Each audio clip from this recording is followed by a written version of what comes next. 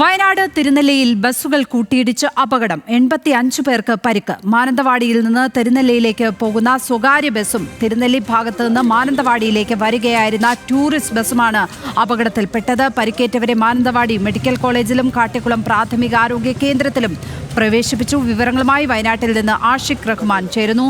ആഷിഖ്, വലിയ അപകടം തന്നെയാണ് സംഭവിച്ചിരിക്കുന്നതല്ലേ? ഇത്രയധികം ആൾക്കാർക്ക് പരിക്ക്.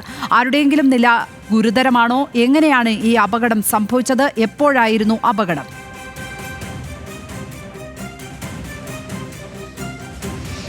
ലക്ഷ്മിപത്മ, ആരുടെയും നില ഗുരുതരമല്ല എന്നുള്ളതാണ് ആശ്വാസകരമായ കാര്യം. അതേസമയം തന്നെ വലിയ അപകടമാണ് സംഭവിച്ചത്. പ്രത്യേകിച്ച് 85 പേർക്ക് പരിക്കേറ്റിട്ടുണ്ട് എന്നുള്ളതാണ് പ്രധാനപ്പെട്ട കാര്യം. 2 ബസ്സിലും നിറയെ ആളുകൾ ഉണ്ടായിരുന്നു.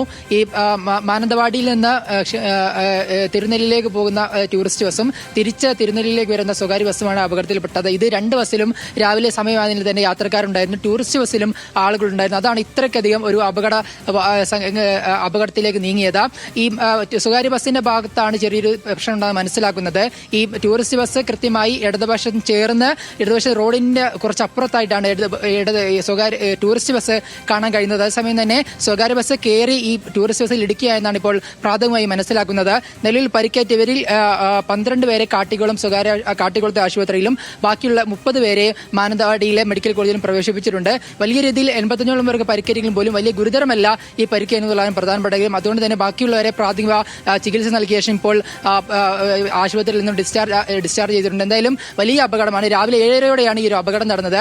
ഈ സ്കൂൾ കുട്ടികളടക്കം ഉണ്ടായിരുന്ന ഒരു ബസ്സാണ്. ഈ തിരുനെല്ലി ക്ഷേത്രത്തിലേക്കും സമീപത്തുള്ള സ്കൂളിലേക്കടക്കം കുട്ടികൾ രാവിലെ യാത്ര ചെയ്യുന്ന ഒരു ബസ്സിലാണ് ഈ ഒരു അപകടം ഉണ്ടായത്. ബസ്സിലും നിറയെ യാത്രക്കാരുണ്ടായിരുന്നു. ടൂറിസ്റ്റ് ബസ്സും സമാന രീതിയിൽ തന്നെ തിരുനെല്ലി ഭാഗത്തേക്ക് പോയിരുന്നു. അപ്പോഴാണ് ഈ ഒരു അപകടം ഉണ്ടായത്. ഈ അപകടത്തിൽ ടൂറിസ്റ്റ് ബസ്സിന്റെ ഫ്രണ്ട് ഗ്ലാസ് പൂർണ്ണമായും തകർന്നിട്ടുണ്ട്. ഈ ടൂറിസ്റ്റ് ബസ്സിലേക്ക് സ്വകാര്യ ബസ് നേരെ കയറി വന്ന് ഇടിക്കുന്നത്. അതിനാൽ തന്നെയാണ് ഈ ടൂറിസ്റ്റ് ബസ്സിന്റെ ഫ്രണ്ട് ഭാഗത്ത് വലിയൊരു അപകടം സംഭവിച്ചത്. എന്തായാലും ആരുടെയും പരിക്ക് ഗുരുതരമല്ല എന്നുള്ളതാണ് ആശ്വാസകരമായ കാര്യം. ലക്ഷ്മിപത്മ, തീർച്ചയായും വലിയ അപകടം തന്നെയാണ് അവിടെ സംഭവിച്ചിരിക്കുന്നത്. ആശ്വാസകരമായ കാര്യം, ആർക്കും ഗുരുതരമായ പരിക്കൊന്നും ഇല്ല എന്നുള്ളതാണ്. വയനാട്ടിൽ നിന്ന് ആഷിഖ് റഹ്മാനാണ് വിവരങ്ങൾ പങ്കുവച്ചത്.